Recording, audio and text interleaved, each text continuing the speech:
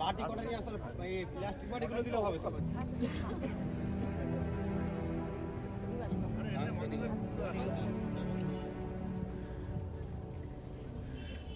Dankuni town Trinamool কংগ্রেসের যুব সভাপতি জিয়ারুল হকের উদ্যোগে এদিন আয়োজিত হয় বিশাল দাওয়াতে ইফতার। যে ইফতারে অংশগ্রহণ করেন প্রায় ১,৫০০ মানুষ।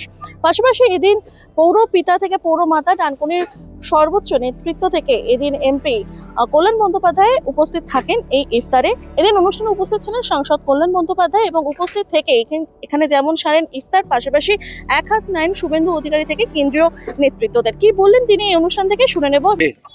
রেলমন্ত্রী অশ্বিনী বৈষ্ণব বলছেন ও সারা কেন্দ্রীয় সরকারটা পুরোটাই অসহযোগিতা রাজ্য সরকারের সঙ্গে করেছে, তার কথাগুলো বলেছে। উনি কি বলেছেন ১০০ দিনের টাকা কেন আটকে রয়েছে? উনি কি বলেছেন প্রধানমন্ত্রী সড়ক যোজনার টাকা কি করে কেন আটকে রয়েছে? এই যে কেন্দ্র যে বাঙালির সঙ্গে যে যত অসহযোগিতা করছে, এ তো অসহযোগিতা ভাবা যায় না। কাদের পেটে লাথি মারছে? বাঙালির পেটে লাথি মারছে। পশ্চিমবাংলায় যারা আছে তাদের পেটে লাথি মারছে। ওসব ব্যুরোক্রেট গুলো যখন মন্ত্রী হয় তখন এরকমই কথাবার্তা বলে। বলছে শ্রীরামপুর মানে এটা কি রেলওয়ে স্টেশন জগন্নাথ মন্দিরের আদলে করার উনি আশ্বাস দিলেন।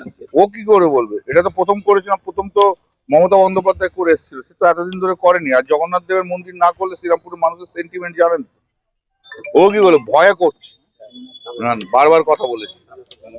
ঠিক আছে, শুভেন্দু ও আর কি বলবো, ও তো অনেক বড় বড় কথা বলে। ও আগে সন্ধ্যেবেলায় বাংলা খেত, এখন দিনের বেলা তো বাংলা খাচ্ছে। দিনের বেলা তো বাংলা খাচ্ছে। ও এখন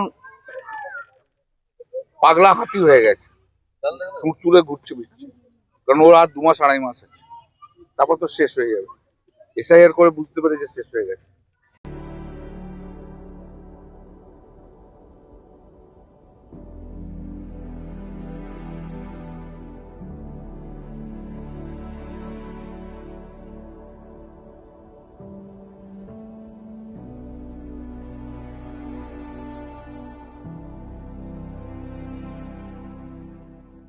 ডানকুনি টাউন তৃণমূল যুব কংগ্রেসের সভাপতি জিয়ারুল হকের উদ্যোগে আজকে এই দাওয়াতি ইফতার অনুষ্ঠিত হলো। এখানে আমাদের সমস্ত কাউন্সিলররা এবং সাধারণ মানুষ থেকে শুরু করে সবাই এসে দাওয়াতি ইফতারে উপস্থিত হয়েছেন। এই মজলিসে সবাই উপস্থিত হওয়ার জন্য অনেক অনেক ধন্যবাদ জানাই এবং সকলের মধ্যে সম্প্রীতি, সৌহার্দ্য বজায় থাকুক।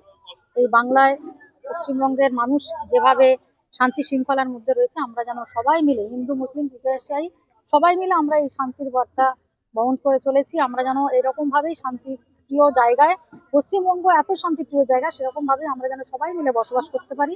আর এবং এই এখানে ইমাম সাহেবও দেখলেন, আপনারা সবাই দেখেছেন যে তিনি মোনাজাত করেছেন যে যেন সবাই সম্প্রীতির মধ্যে আমরা এই পশ্চিমবঙ্গে বসবাস করতে পারি। ভারতবর্ষ একটা ধর্মনিরপেক্ষ দেশ, সেই ভারতবর্ষের মধ্যে আমরা এমন কোনো বিভাজন, কোনো রকম ভাবে কোনো কিছুই আমরা মানতে পারবো না, আমরা কোনোদিন স্বীকৃতি দেবো না। কেন? ভারতবর্ষ ধর্মনিরপেক্ষ রাষ্ট্র এবং সেখানে হিন্দু মুসলিম শিখ ইসাই সবাই মিলে আমরা এই ভারতবর্ষে মাথা উঁচু করে বাঁচতে চাই। এবং আমরা পশ্চিমবঙ্গবাসী হিসেবে আমাদের মুখ্যমন্ত্রী মমতা বন্দ্যোপাধ্যায়ের কাছে কৃতজ্ঞ যে আমরা এত সুন্দরভাবে, এটা কিন্তু কোনোদিন কোনো সময় ছিল না। আমরা বিগত 34 বছর দেখেছি, কিন্তু কোনোদিন এইরকম ভাবে সম্প্রীতির বার্তা, এই যে দাওয়াতি ইফতার, এই যে বিভিন্ন জায়গায় এইরকম অনুষ্ঠান, সেগুলো কিন্তু ছিল না। ইফতার অনুষ্ঠান কি বলবো? দেখুন, পবিত্র মাহে রমজান মাস চলছে, যার জন্য আজকে আমরা একটা ডানকুনি টাউন তৃণমূল যুব কংগ্রেসের পক্ষ থেকে আজকে ইফতারের মজলিস করেছিলাম। তো আপনারা নিশ্চয়ই দেখেছেন কিরকম ভাবে লোকের সাড়া ছিল বা কত লোক এসেছিল। ১,৫০০ লোকের।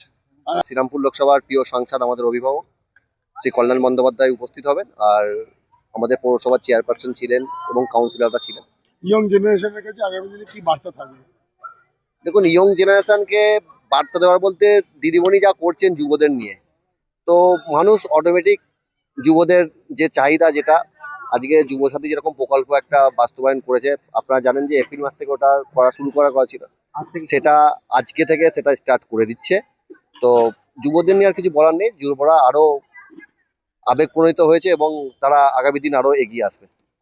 পশ্চিমবাংলা তো বরাবর সাম্প্রদায়িক শক্তিকে বিনাশ করেছে। তো পশ্চিমবঙ্গে কোনো রকম কোনো ধর্মীয় মেরুকরণ চলবে না। পশ্চিমবঙ্গের মানুষ এক আছে, পশ্চিমবঙ্গের মানুষ এক থাকবে।